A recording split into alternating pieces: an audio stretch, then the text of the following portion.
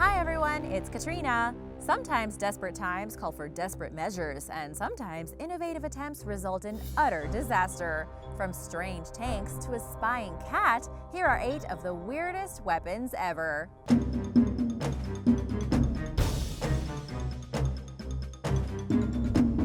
Number 8. Bob Semple Tank. During World War II, New Zealand was deemed to be at risk of a Japanese attack. Because the country had faced no threats of invasion during World War I and its military lacked armored fighting vehicles, it was ill-prepared for this possibility. New Zealand imminently needed war machines as it awaited Allied reinforcements and equipment. Doing the best he could with the materials available, Minister of Works Bob Semple designed his namesake tractor tank. It was a 25.4-ton armored RD-8 Caterpillar tractor that moved at about 7.5 miles per hour. At 12 feet tall, the machine was much taller than a typical tank. The Bob Semple tank housed a crew of 6, including a commander, driver, and 4 machine gun runners, as well as 6 .303 caliber Bren machine guns. In total, 3 Bob Semple tanks were produced. After being presented to the public, the machine received mocking reviews, mostly for its bizarre box-like appearance, including accusations that its armor was made of useless roofing material. As silly-looking and short-lived as the Bob Semple tank was, its designer's efforts weren't without merit. It was equipped with 2 layers of armor, which were effective at stopping 20mm cannon rounds and bullets from small arms. The Bob Semple tank was reasonably equipped at best and impractical at worst, and it was never truly put to the test anyway because Japan never invaded New Zealand. Soon enough, the New Zealand military was supplied with Allied tanks, and the Bob Semple model slipped into obscurity. Number 7. The BZ bomb. During the 1950s, and at a time when the U.S. military conducted notorious experiments using LSD, the Central Intelligence Agency embarked on a top-secret project called MK-Ultra, which was focused on non-lethal weapons. As part of the project, the CIA toyed around with the hallucinogenic agent quinine benzylate, or BZ, by incorporating it into softball-sized artillery rounds as well as a cluster bomb. BZ was known for impairing those who consumed it by putting them in a sleep-like state that sometimes lasted for days. According to one Army recruit and test subject, the substance caused restlessness, headaches, difficulty focusing, and strange dreams. The weapon's effect on the psyche was reportedly determined to be unreliable, and the project was scrapped. The Army had reportedly stockpiled BZ bombs at an arsenal in Arkansas to use in an emergency, but never used them and eventually destroyed the supply. Number 6.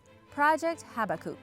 During World War II, British War Office scientist Geoffrey Pike conceived the idea of turning giant icebergs into aircraft carriers.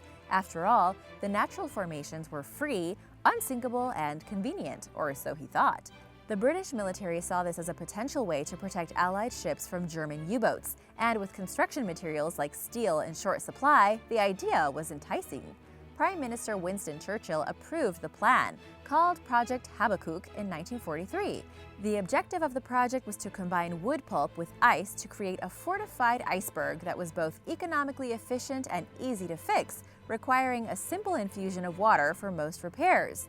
At 2,000 feet long and 200 feet wide, the proposed frozen warship would be more than double the size of the Titanic and would have enough room for 300 aircraft. A 60-foot-long prototype was built in Canada's Lake Patricia using ice, wood, tar, and refrigeration pipes. It was functional, but raised questions about the viability and strength of ice as a building material. By mid-1943, the war began turning in favor of the Allies, with the introduction of planes with longer patrol capacity, the availability of Iceland as a permanent North Atlantic base, and the development of radar that tracked U-boats more accurately. At that point, the conceptual iceberg aircraft carrier became obsolete, and the project was abandoned. Number 5. Big Babylon. During the 1960s, Canadian inventor Gerald Bull began working on the High Altitude Research Project, or HARP, with the Canadian and U.S. governments researching supergun technology. The project ended in 1967 due to the costly and controversial Vietnam War, leaving Bull with the lingering fantasy of developing a massive gun that could launch objects into space. In other words, a satellite-launching supergun. By the 1970s, most countries were uninterested in developing a space gun, forcing Bull to treat his ambition as a side project while developing and selling other types of weapons. He was contacted in 1981 by the Iraqi government for the designing of artillery for the Iran-Iraq War and saw it as the perfect opportunity to make an actual living out of his dream of building a space gun. The Iraqi government paid Bull $25 million, and in 1988, Project Babylon was born. Bull's planned Big Babylon space gun would have a 512-foot-long barrel that could be seen from space. It would be mounted on a hillside at a 45-degree angle and be capable of firing a 1,322-pound object over a 621-mile range. Whew. In 1989, Bull created a 148-foot-long prototype called the Baby Babylon. The project ended in March 1990 when Bull was killed while entering his apartment in Brussels. His killer, or killers, were never caught. Many believe that Bull could have seen his project to fruition had his life not been suddenly cut short. Number 4. Vortex Ring Gun. In 1998, the Marine Corps asked the United States Army Research Laboratory to find out if vortex rings were useful for non-lethal crowd control. The U.S. Army and several commercial firms began experimenting with a weapon called a Vortex Ring Gun, which would fire high-energy rings of gas to knock people down or spray them with materials such as dye, foul-smelling substances, and incapacitating chemicals. Thus far, the Vortex Ring Gun has proven to be more problematic than effective. Leakage during flight is a continuous problem when it comes to the delivery of chemicals, leaving the potential for spillage to land on bystanders while the chemical is en route to its target. Moreover, even if the rings are launched at maximum speed, they're incapable of knocking down targets as little as 100 feet away. The oncoming chemical could also be easily avoided by the target due to its speed and flight noise. The Vortex Ring Gun proves that some weapons are great in theory, but not in practice. Number 3. Gay bombs. In 1994, the U.S. military began wondering if dousing enemy troops with female pheromones would make them irresistible to one another. Its goal was to develop a non-lethal weapon that would distract opposing forces long enough to mount an attack. If everyone were suddenly homosexual, they believed that they would no longer be able to focus on anything else. This idea actually got pretty far. The now-defunct Wright Laboratory of the U.S. Air Force requested a 6-year, $7.5 million grant to determine if the use of aphrodisiacs would cause such an overpowering sexual attraction. In its 3-page proposal, the Wright Laboratory explained that the weapon would release a cloud of gas over enemy camps that, and I quote, contained a chemical that would cause enemy soldiers to become gay and to have their units break down because all their soldiers became irresistibly attractive to one another. The 1994 proposal contained numerous other convoluted non-lethal weapons ideas, including the development of a bomb that distracted soldiers by mimicking the smell of flatulence. In other words, a fart bomb. Luckily, none of the ideas in the proposal ever came to fruition.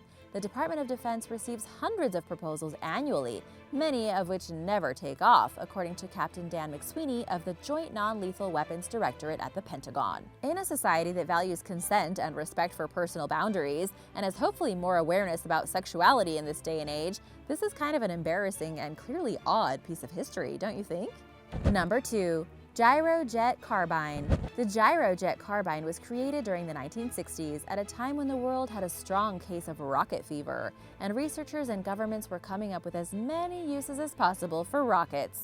2 men named Robert Mainhart and Arthur T. Beale thought rockets were potentially useful as small arms, and co-founded Mainhart and Beale Associates to pursue their shared goal. Their vision culminated into the Gyrojet cartridge, which looked a lot like a .45 caliber pistol round, but had twice the kinetic energy at maximum speed. It was powered by rocket fuel, eliminating the traditional need for the barrel and chamber of a gun to contain an explosion, and was spin-stabilized for accuracy. MB Associates produced several weapons for the launching of the Gyrojet, including a pistol, carbine, and rifle, all of which were lighter than typical guns. Unlike their conventional counterparts, the chamber and barrel had holes, so rocket exhaust could be ejected from the weapon. The Gyrojet was inherently flawed in several ways. For one, while it may have been deadly to a target from 40 feet away, its muzzle speed was lacking, and it may have been unable to even pierce the skin after being shot from a pistol, causing bruises and broken bones at best, kind of like paintball.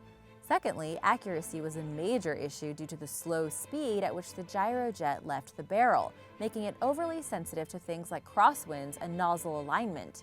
MB Associates went out of business before many of its guns could ever be made. Number 1. Operation Acoustic Kitty. During the 1960s, the CIA launched a secret plan to turn cats into portable spying devices called Operation Acoustic Kitty. This doesn't bode so well for the kitty, so if you are sensitive, you can stop watching now.